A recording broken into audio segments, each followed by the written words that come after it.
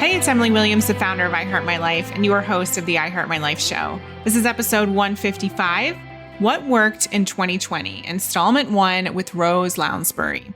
So Rose is one of our incredible I Heart My Life Mastermind students. And about a month ago, she shared her list about what worked in 2020 with our entire mastermind community on a virtual retreat. Now, I was so blown away by this list that I knew we had to share it with a wider audience. So I invited Rose to jump on the podcast with me to talk all about what worked for her in her online business.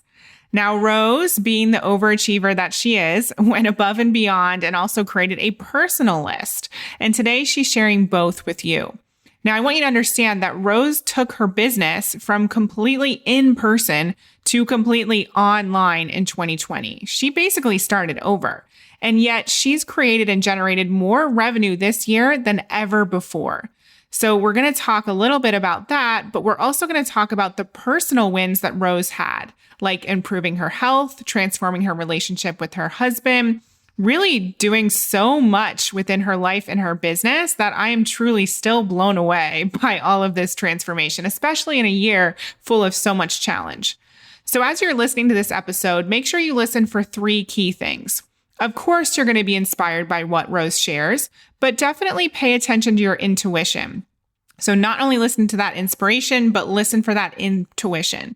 So that intuition is going to tell you the things that you also want to implement in your life. So maybe when Rose talks about gratitude and her gratitude practice, that's something that resonates with you. Maybe one of her business tips is something that resonates with you. If so, listen to that and allow it to inspire you to take action. And that's the third thing we're listening for, that implementation. It's not enough just to be inspired. There are plenty of things out there that could evoke inspiration. We want to evoke action because that's the only way you're truly going to transform. All right, so I can't wait to get to this episode. Let's go ahead and dive in. This episode was sponsored by the I Heart My Life Mastermind. The I Heart My Life Mastermind is perfect for you if you already have a business and you're looking to scale. We cover tons of different topics. We cover marketing strategy, revenue planning, team, processes, everything you need in terms of mindset, high performance, really taking care of yourself as well as your business, events, publicity. We literally have 7 coaches under one umbrella to support you and give you the answers to all of your burning questions. We host regular weekly workshops where you get your personal questions answered. We have retreats. You have a private Slack channel where you get to ask questions 24/7. You have an extensive resource bank that helps you put in place our cash method in your own business, and much, much more.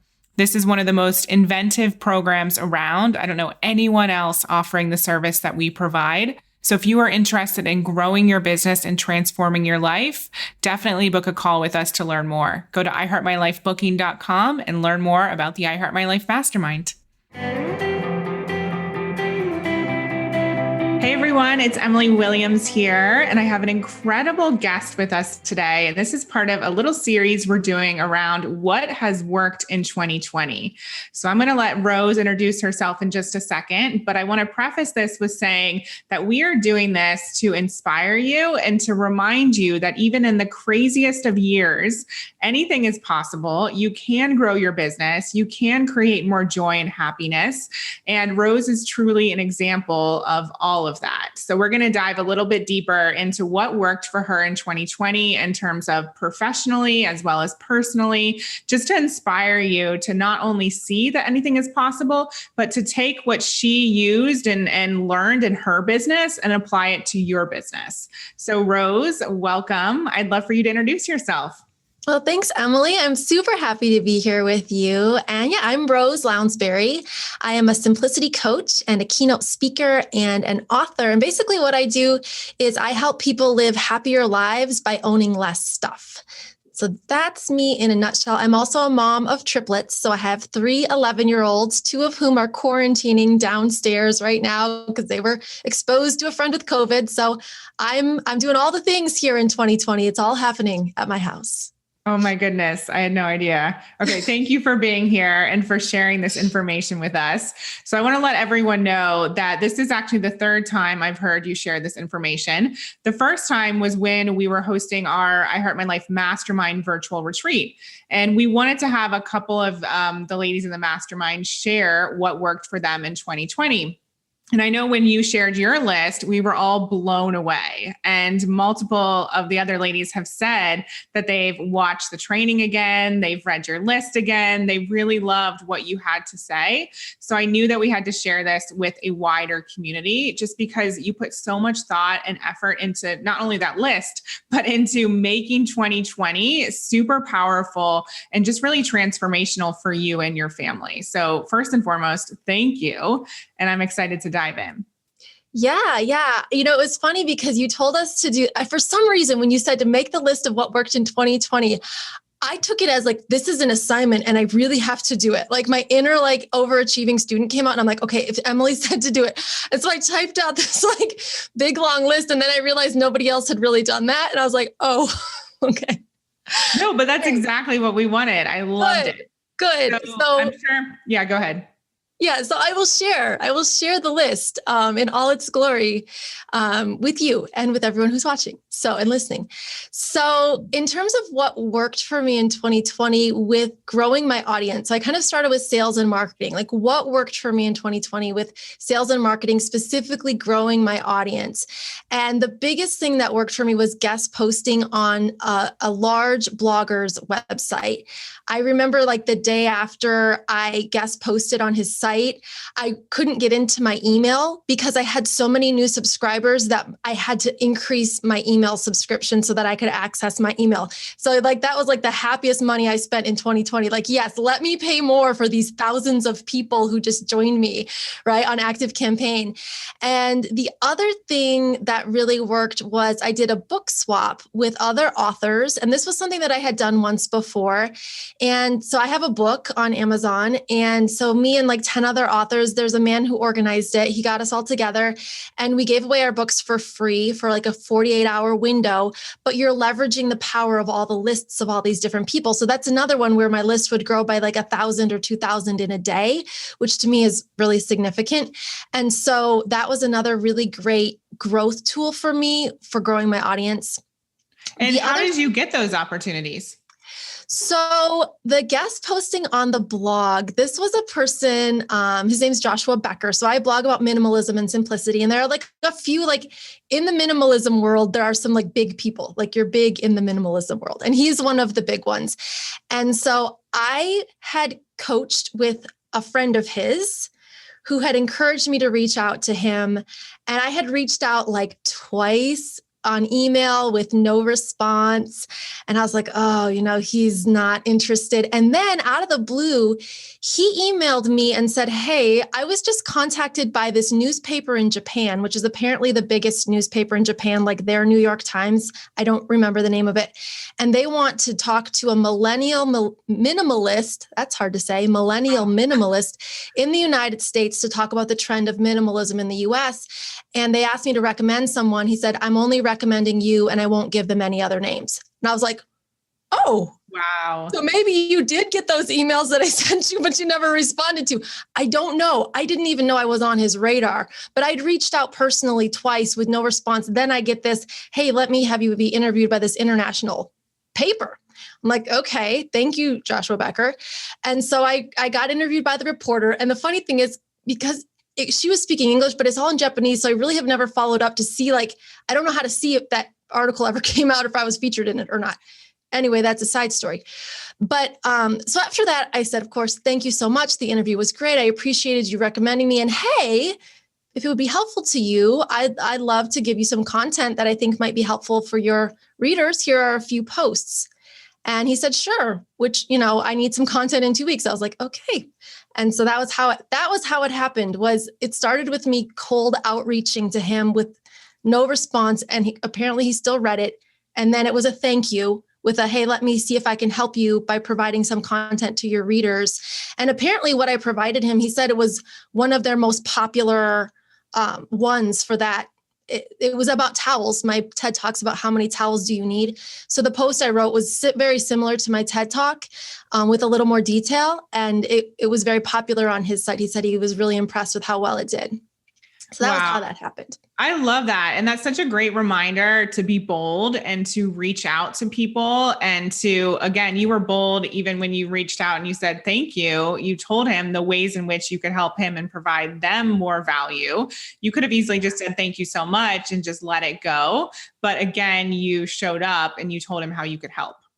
Yeah. And like, as I'm remembering it more now, I actually had even sent like a personal thank you note with a Starbucks gift card to him. So I had asked him for his address. I sent the personal note and the Starbucks gift card. I never got a response to that.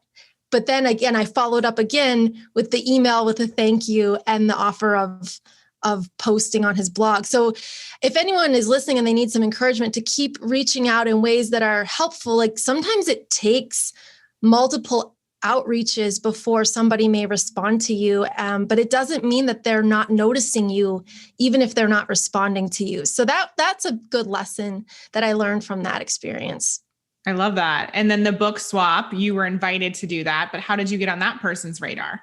I honestly don't know how I got on his radar. I don't know. I think he does these. His name's Jonathan Green. And I think this is what he does. He grows his list by doing this. So he has book swaps for personal development, business development, different themes.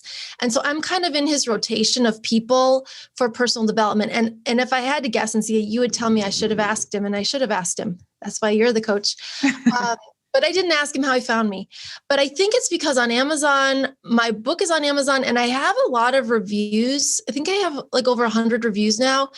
And it stays pretty well in like, it leads in certain categories, certain like little niche categories that I put it under. So if you're looking for like, maybe he thought, oh, I want someone who talks about simplicity and minimalism, and he Googles and my book probably showed up as one that ranked okay. And then he was able to find me and contact me. And, you know, there are some people whose books probably rank that they wouldn't be interested in doing something like this. Maybe they're too big for it or something. But I think I probably was like right in that area where I'm looking to grow my list and I'm interested in this. So I think that's probably how he found me. Was Amazon continues to do pretty well on Amazon. So that's my guess. I don't know. Love it. Yeah. And we should probably say that at the beginning of 2020, your business was mostly in person, correct? Yes. Yeah. So my business at the beginning of 2020, so I started my business in 2015 as an in-home professional organizer. So I was going in person to people's homes here in Dayton, helping them one-on-one. Let's declutter the closet and the kids' room and the pantry and all that stuff and make it beautiful before and afters, all that. And that's a great business and it was fun. But I realized actually about 3 years into the business that I had like tapped out at what I could earn doing my business that way. And so then the options kind of became, well, do you hire other people to like build a team to do this? Or I saw some of my friends starting to go online and build businesses online. I was like, that looks kind of cool and scary. And I don't know what that's about. And so I started like venturing out into online. So I was teaching an online course, a live course a couple times a year. But it wasn't like the income I got from that didn't compare to the in-home professional organizing. And so I kind of started to see though, that this really was the way, like my friends who were growing their businesses quickly were doing it by going online.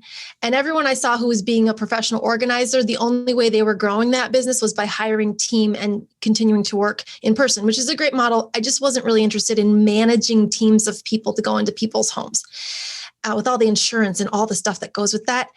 And so I had known for probably at least a year that I needed to like cut off the in-home work. Like I had to cut it off if I was going to 100% go in with the online business, plus my speaking business, which is what I also really love to do.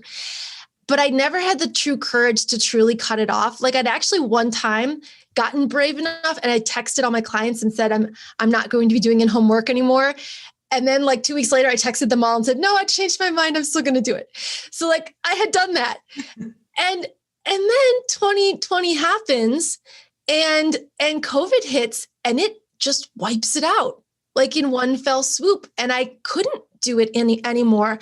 And I was so grateful because I'm like, because it really relieved me of having to be as courageous in cutting it off myself.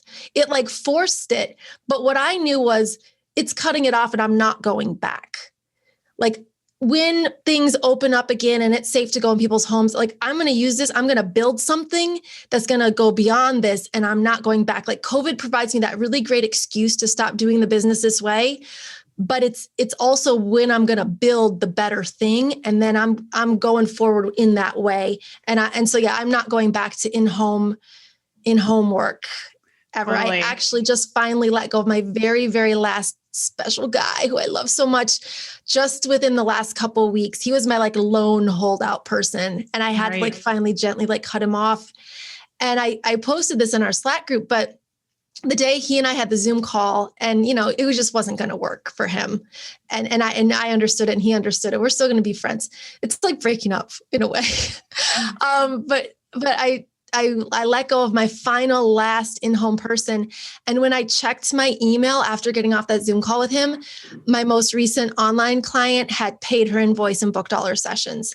Oh my gosh. And so it was just this moment where I was like, when you let go of the thing that you need to let go of, the next thing is right there.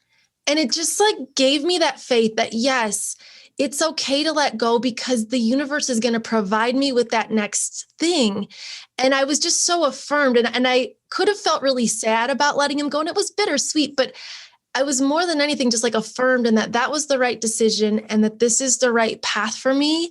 So that really was the story of 2020 for me, was stepping fully into an online coaching business where I make more money, work less time, and I reach more people as well. Like it's a win-win-win across the board in 2020 for me in terms of the online business. So that's the story of my business in 2020.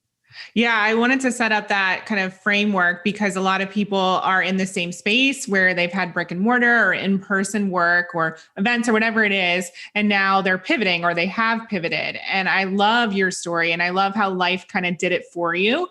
And we're hearing that more and more, that COVID helped steer people in the right direction, in the direction that they wanted to go in all along, but maybe were scared to do so, or it opened up more doors.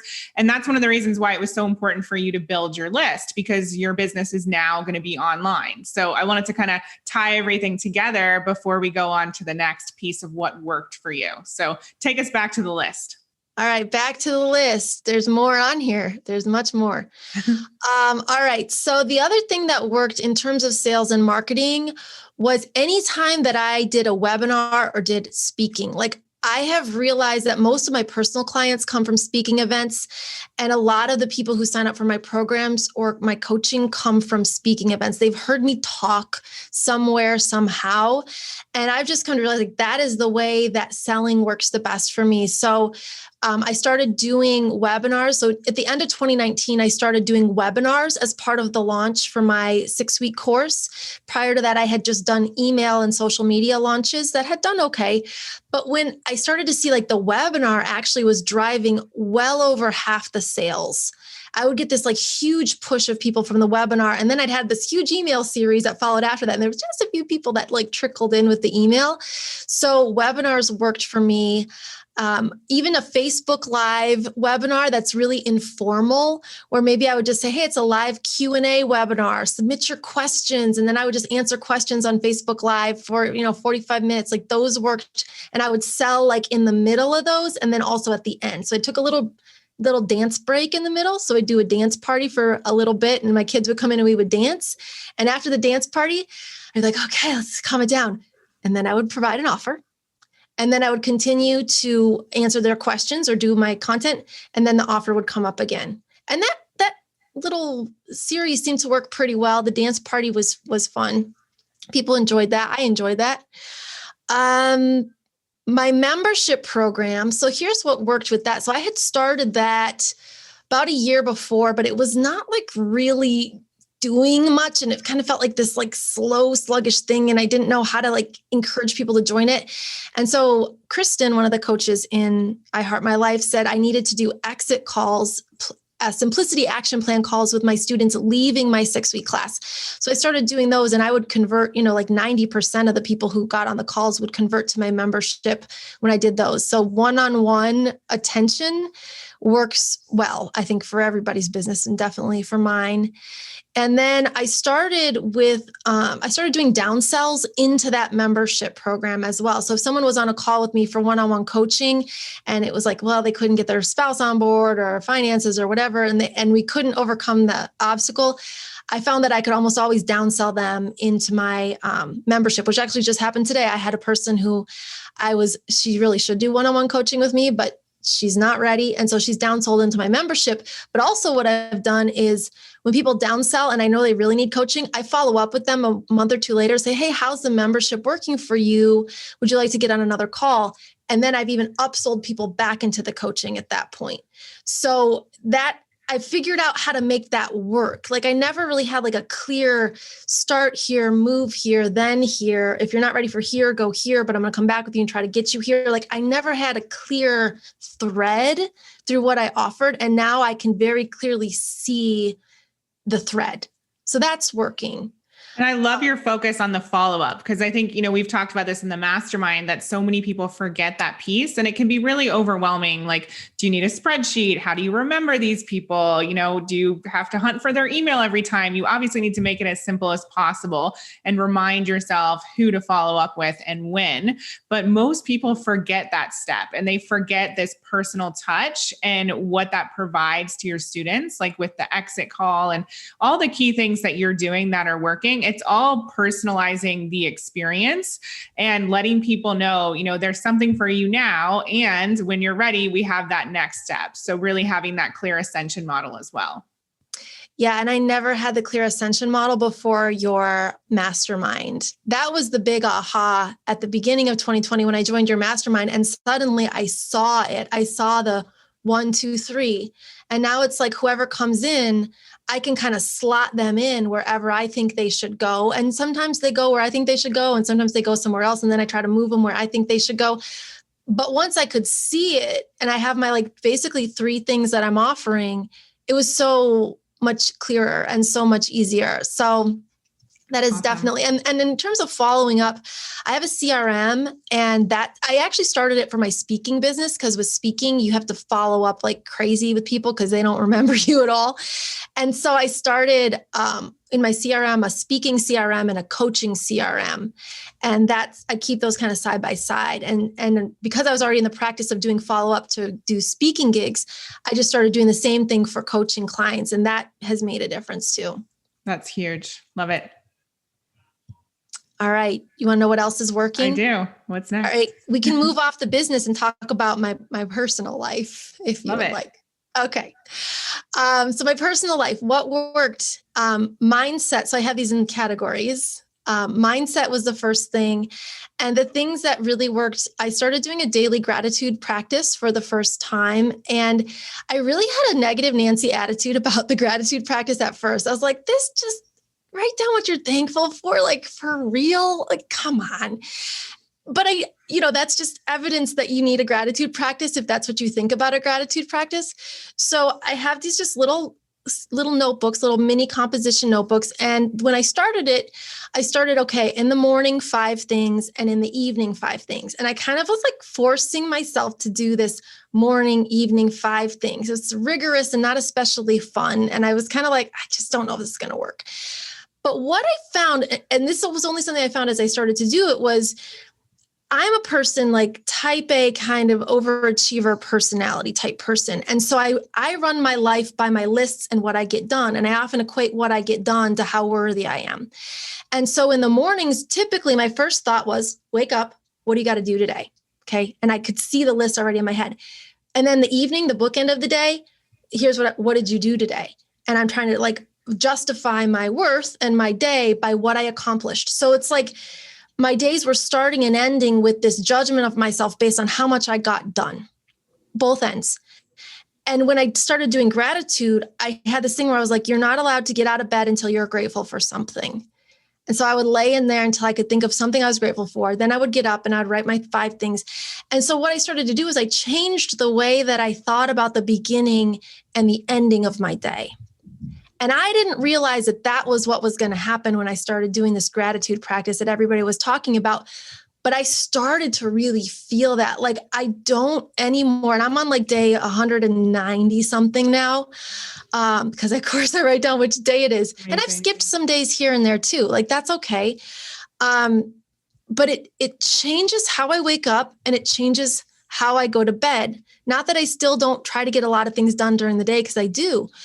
But it definitely, I mean, it like took the edge off that like initial judgment of yourself and that defeating feeling that I would go to bed with all the time, like feeling just defeated by my day. It really helped. So it's a simple thing, but that made a huge change. I love that. I just want to interject really quick. I think that's so powerful. And when I started practicing gratitude as well, it was kind of, I wasn't sure how it was going to work. I knew Oprah talked about it all the time. I thought, well, I'll just give it a try, because I was willing to try anything at that point in time. And it was so, so powerful. And it really trains your mind to look at the positive and look at all the things that are going well. And like you said, you're so used to measuring yourself based on achievements. And that's exhausting. I'm totally that person as well. Like, how many things did I tick off the list today? And so just reminding ourselves even to be grateful for the little things. That's really where I started, because when I started the practice, I was in the middle of my quarter life crisis. I had no friends. I had no money. All these things seemed to be going wrong, but I could always find something to be grateful for. And I think that's so important, especially this year. I mean, we've had people on our team who have had family members actually pass away from COVID. And I was having a conversation with one of them, and she said, well, you know what? The blessing has been, I now have a relationship with my mother, which I didn't have before. And now, we're closer than ever. And like looking at her expressing gratitude, even after, experiencing loss just a few months before, it's such a reminder that there's always something to be grateful for, regardless of what your situation is. That's a beautiful thing. And I found that too, like practicing it even in moments where I could feel myself starting to slip into negativity. And I can't always catch myself enough to do this every time, but especially at the beginning, like I would feel myself starting to spin into like the story of you're a failure, which is like one of my like, deep stories that I have to combat. I guess combat's not the right word, but I work against. Yeah. And so I would feel myself slipping into like, you're a failure. And so then I would be like in my bathroom and I would just look around, and it was like, what can I be? I'm so grateful for this running water. I'm so grateful for the lights. I'm grateful for towels. I'm grateful for, like, I would just look around and be like, how many things can I be grateful for right here in my bathroom right now? And it was like, at a certain point, it gets ridiculous and you almost laugh because you're like, I'm so grateful for those like vitamin D pills that I take every day. And like, it'll make you laugh, but it kind of like, it really truly does snap you out of it. And sometimes I would even say it out loud. Like if I didn't think anybody was listening, like I would, because I'm just like training myself to not go there and go here instead, go to what's good. Even if it's like there's running water and you have lights on and there are towels and there's toothpaste and you have a wonderful toothbrush, like all these things. It's like getting your brain to like stop going down this route and like turn course. And so, yeah, the little things, it's really amazing what focusing on some of those little things can do on a much more large level. Yeah. And I actually just recorded a podcast episode all about gratitude and even the physical and chemical effects of it. So if anyone's interested in that, that's coming out on Thursday. Oh, perfect. Yeah. I will listen it's to more it. than we think it is. So I love that. All right. What else is on your personal list? What else worked? All right. Health, my yoga practice. So I started doing more yoga, which is so, it sounds so stereotypical, like doing more yoga, but I really love it. I used to do a lot of what I would consider for me kind of like punishing exercise, like push-ups and like weightlifting, and all that is good. And there's nothing wrong with it. But it was the attitude that I brought to some of that, which is like trying to like punish my body into submission. And I found that as I did more yoga this year, that I'm still doing a lot of like weightlifting, and it's very strength-based and core-based and all that, but it was just so much gentler. Like it really truly felt. And my biggest sadness of 2020 is I can't go to my hot yoga studio because you're from Ohio, so you know how cold it gets. And like you get in there and like the cold morning, it's like 90 degrees and you're like, oh yeah, It's so great. It's amazing. Yeah. It is. And so I'm still doing it though in my living room. And now here's a cute story. My boys this morning, I tried to get my husband to do yoga with me and he wouldn't. He was running late for work. And so my boys did yoga with me this morning.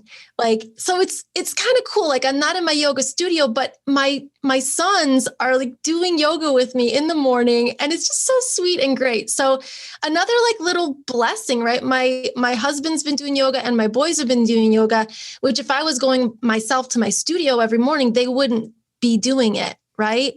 So that's kind of a cool thing in health is the yoga practice has really sustained me through some of the challenges of this time. And it's also spread and helped people in my family. I eliminated alcohol this year, which is I would have never thought I'd be saying this, that I stopped drinking alcohol.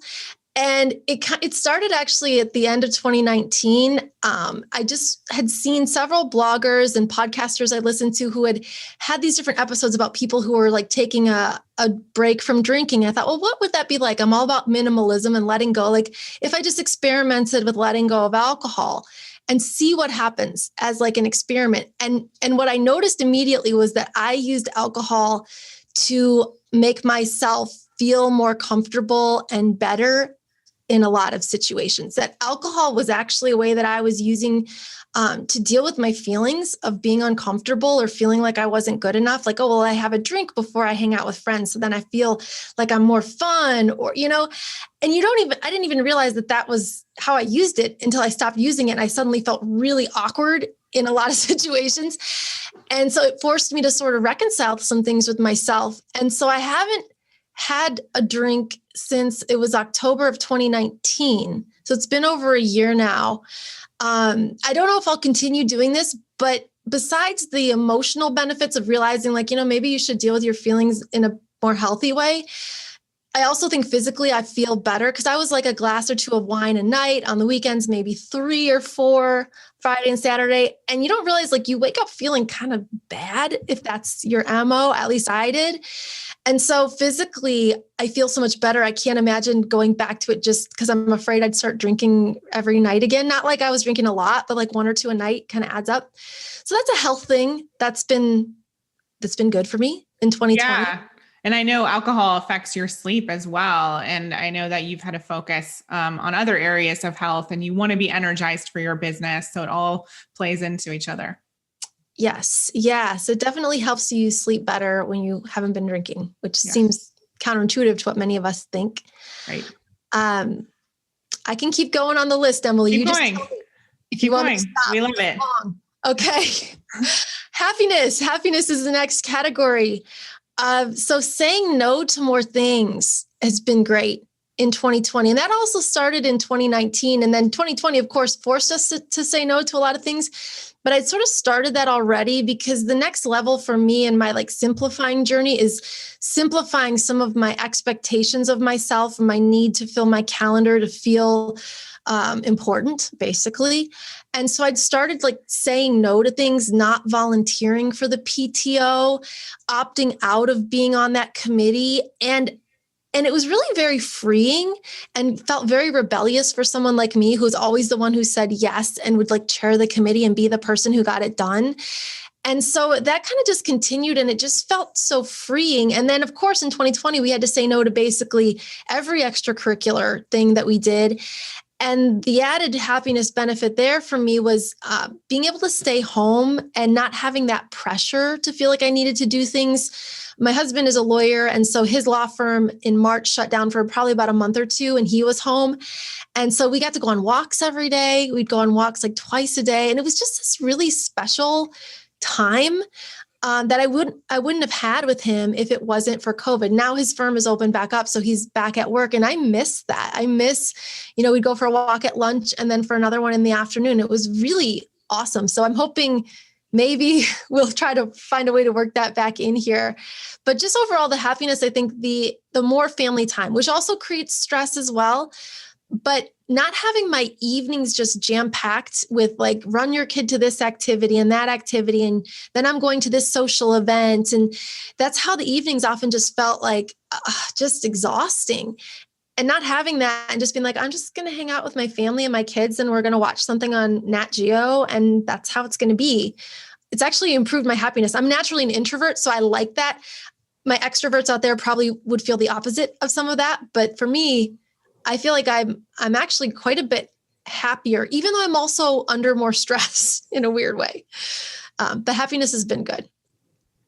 I love that. And the piece around taking the walk, I think it's so important that people recognize, just like you said, how can I start to, infuse this into my life on an ongoing basis, even if my husband is now back at the office? That's something that you've mentioned, obviously, every time we've talked about this list, but I've heard you mention it a few times. And so that's one example where we can really pay attention to that and say, okay, well, how do I put that back into the normal routine, or at least do it a couple days a week when he gets home or whatever it is? Because it obviously meant a lot to you. And I think that a lot of people have examples of that from the beginning of COVID when we had quarantine and all of those things happening. And we really need to recognize what those items were. Yeah. And I think we've started, like, on the weekends, we'll do the walks. And sometimes in the evening, if we have some time, we'll go do the walk. So I feel like the walk has kind of become a thing that we do now, which is before COVID, we didn't really do a lot of let's just take a walk together. It just wasn't one of our activities. And now that's definitely an activity that we do together. So not as much as we did during March, but it's still been good. Joy, I don't know why I have happiness and joy as two separate categories because they're kind of the same, but in my list I did. I had a family time again, camping, baking, doing more reading, all those simple kinds of things. Reading more books. So I've really taken to heart. I think it was James who told us, don't read self-help books or personal improvement books before bed. Like before bed, you should be reading novels. And so I've started reading novels in the evening. And I find that it makes me really look forward to getting in bed because I can read another chapter or two of whatever book I'm reading. So that's been great in 2020. I've been writing my second book, and I did take a little break from it for a while to do some personal development work so that I could write it more authentically. But I'm getting back to the writing of that book, which is something that brings me a lot of joy. Going for jogs, doing yoga, speaking events have been a joy for me. I've been doing all my speaking events virtually, of course, like everyone else. And even though I've really missed being in person with people, I found that the virtual events are still like a really big source of joy for me, and that I enjoy connecting with people, even if it's virtual right now. And I do hope that we go back to some in-person events after all of this, because I miss that audience interaction, but I've enjoyed all my speaking events. I think we might be toward the end of the list there. Another thing that's not on the list, but happened since I made the list for you guys at the October retreat, was in terms of like personal things, I started going to therapy. And that's not something that I would normally like tell people, but it has really helped me so much. Even though, yes, I'm talking about all the good things in 2020, there's been a lot of stress, like with my kids being home and virtual schooling. And then my husband went back to work. And like right now, like I have two kids quarantining downstairs, and, like this is my real life. So I'm not here to say like my life is without stress. And so I started to realize, and also I just kept coming up against things from my childhood, patterns from my childhood. I had a wonderful childhood, but we all learn our negative patterns, as you know, more than anybody. And I was like, I need to bust through these, like to get to where I want to go. I need to some help to bust through some of these because they're showing up in my life everywhere. And so I started going to a therapist who is helping me reprocess some of the stories and events of my childhood. And it's been just immensely helpful. And I'm so grateful that I found her, and all our sessions are virtual, and it's wonderful. So that's been another thing that's gone really well. And the hardest part of all of it was just having the guts to seek out someone to do this work with me, because I think a lot of us were high achievers, and, you're successful and you manage everything and your house is clean, your kids have food, and you think, well, I don't need any other additional help. But actually, it's amazing. Like when you humble yourself enough to realize like we can all receive help, and it's a beautiful thing that it makes a big difference in our lives. So that's another thing that's been good in 2020. I feel like that's a huge theme of this year for you is really, following your instincts and following your heart and releasing that ego and the judgment around what it should be. And just, stepping on that path, one foot in front of the other and trusting that you're headed in the right direction. And it's been amazing to watch. Oh, well, thank you. You've been a big part of that story, you and James, that learning to trust myself. It sounds easy, but man, is that the most challenging thing that you can ever attempt to do. And I see it more and more, like it shows up more and more. And I know you guys see it as I post it, and it's probably easier for you to see than even me to see because I'm right in it. But there's been a huge shift for me. I'm so much less fearful. James, we were on a call with him today for the mastermind. And I was talking about, he always makes us start with something you appreciate about yourself. And I told him, I had this client who she needs me for one-on-one coaching. And we'd had the call. It was clear to her, I thought that she needed me. I sent her the contract. We were all ready to go. She scheduled the first session and then she canceled and backed out and said, I'm not ready. And now, like a year ago, I would have felt like, well, what's wrong with me? I'm a failure. I would go down to that story. But I was like, this actually says a lot more about her than it does about me. And so I sent her a link to downsell her into my other program. And I put her on my CRM to follow up in a month or two to reach out for another call. So I just it's like I didn't go into misery and despair. I just said, this is not a reflection of me, but I'm going to still help her and serve her the best way that I can. And hopefully in a month or two, she'll be ready to start coaching with me. And until then, I'm going to serve her in my membership if she'll sign up for it. So it's like all those things kind of work together because there's like all that mindset piece there. But then also I had to have that business strategy behind it to be able to execute that. So maybe that's a good finale for this talk is like, there's all those pieces coming together in my business, but also in my heart. Right? Because I didn't despair about that. And I could have. And in the past, I would have. But I didn't. And then so that's just one example maybe of how things have shifted for me. And in that moment, I could see it in myself. Like, this is different than how you used to handle failure. I was reacting differently. That makes me so happy. And, for anyone watching, I do want to let people know that this type of transformation is available for you as well. We have spots open in our I Heart My Life Mastermind. That's the program that Rose is a part of. And we work with people every single day on mindset and business strategy because this is your life. It's not just about business. And like you said, Rose, you need both. Can you tell people just briefly how you made the decision to actually join the mastermind and anything that you could say for anyone who's on the fence or who thinks I don't need it? Because I've experienced the same thing that you're talking about. I've had experience with people saying, oh, I'm not worthy of this. I'm not ready for it. I realized recently people actually hide from me because they don't want to have to say, they're scared of going to the next level. So what would you say about your experience and how you made the decision and anyone who is on the fence? So I made the decision to join the mastermind at the I Heart My Life live event in January that I went to. And I did not go to that event intending to sign up for a program. And I will tell you, so this is a good example of like where I was at the beginning of 2020. I signed up because I saw, now here's the funny thing. Every person that I was hanging out with at that event signed up for your programs, like Kristen Schneider, Christy Lingo, Dawn, like all the people that I was around, they're all signing up. I'm like, well, everybody is signing up. I have to sign up. Because here was the thing though, I thought, well, their businesses are going to take off and then mine's not going to, and I'm going to be so jealous. Like I could see myself watching their businesses take off and then me staying stuck behind. And I'd seen that happen with other friends of mine who had invested in masterminds or programs and I hadn't, and I'd seen their businesses shoot up while I stayed where I was. And so I already knew that feeling of watching other people take the leap and you staying where you were. And so the reason that I signed up was because I didn't want to be left behind. So I guess it's like peer pressure or jealousy. I don't really know. It's probably not the best motivations, but that's honestly why I signed up for it. Because I'm like, I'm not going to sit here anymore and watch my friends' businesses go forward and me be here. And I was terrified, like absolutely terrified. I paid in full, and I didn't tell my husband. I didn't ask him. I just signed up and paid for it. And then I was terrified because then I had to tell him.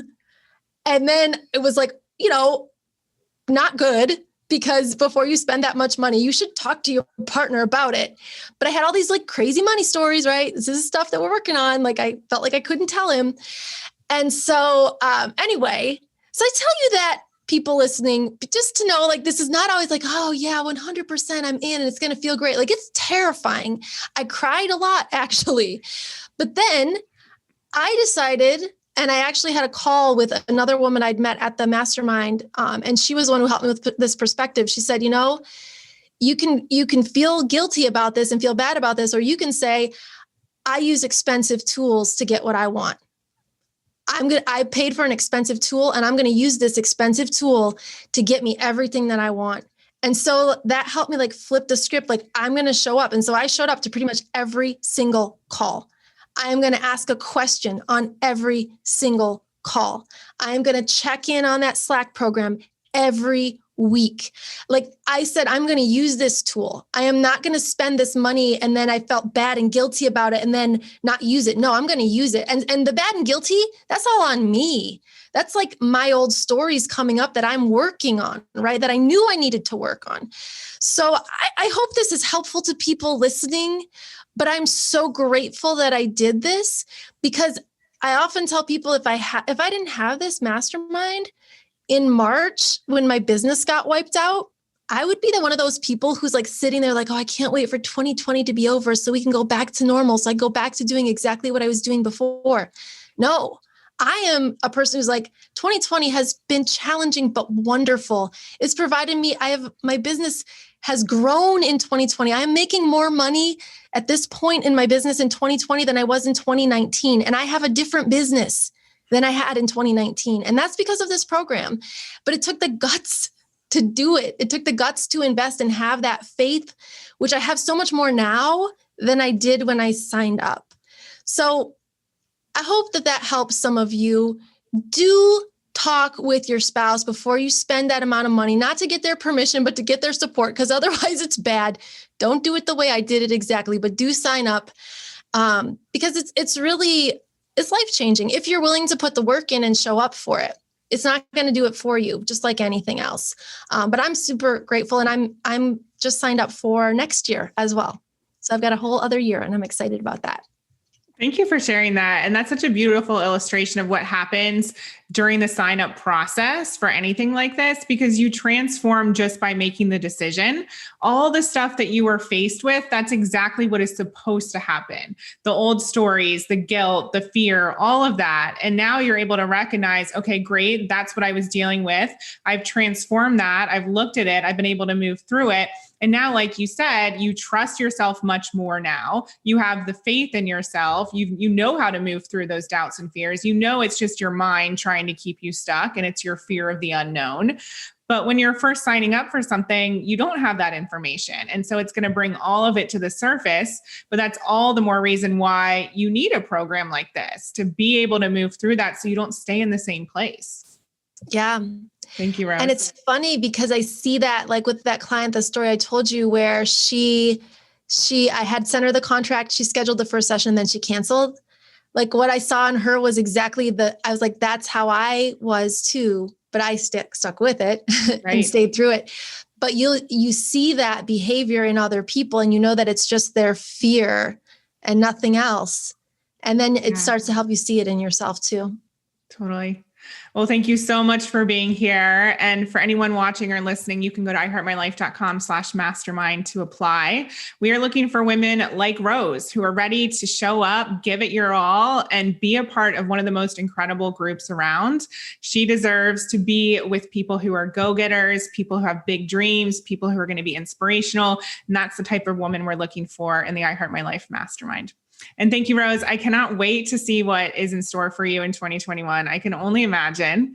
I'm so grateful that you were here and that you're a part of our mastermind in the community, because what you bring to every call, every, chat in the Slack channel, is just so inspirational to see you pop in and spread positivity and just to bring everything that you are to the group. So thank you so much for everything that you've given to us in 2020. I hope you loved today's episode. This type of transformation is possible for you too. So make sure you go to iheartmylife.com/mastermind to learn more about this incredible program that truly does transform your life from the inside out. It also obviously creates massive business results. This is available for you just like it was for Rose. I'll look forward to talking to you on the next episode of the I Heart My Life show. We hope you loved this episode. Thank you so much for being an avid listener of the I Heart My Life show. Take a second and leave a review. It would mean so much to us, and we read all of them. And for further inspiration and life and business tips about creating a life that you love and achieving massive success, definitely follow us at I Heart My Life on Instagram and at I Heart My Life Now on Facebook. See you next time.